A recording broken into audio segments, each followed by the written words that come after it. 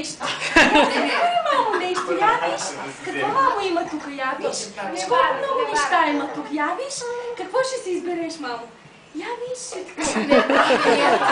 мамо, китара, черпак, телефонче. Я виж, мамо, какво ще си избереш? Още нещо? Художник. Един път. Един път, обаче той го... Така да му е интересничко там. Ох, не ти Мами, я виж, мамо, виж тук колко дори неща има. Тео! Мами, я виж, какво ще си избереш друго, мамо? Я избери си нещо, мамо.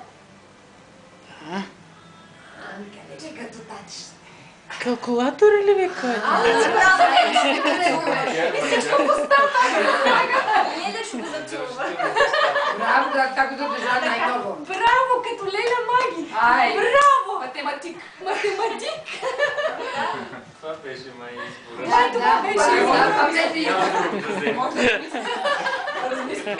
Какво му дете знае? математик. Сметки. Браво, мамо. Браво. Хайде сега, мамо, питката, ела. Ела, питката, мамо. Айде гушния сега, Ела. мамо. Майко, ела да го вземеш, аз да разчупя питката. Ой, мамо. Ой, баби, Ето, мамо. Хайде, първо ще поръчим мамо за тебе. Ето, дай мамо. му, мами. Ето, мамо. Голямо ли да поразвиш? Голям да поразвиш, да си живе така и да работиш математик.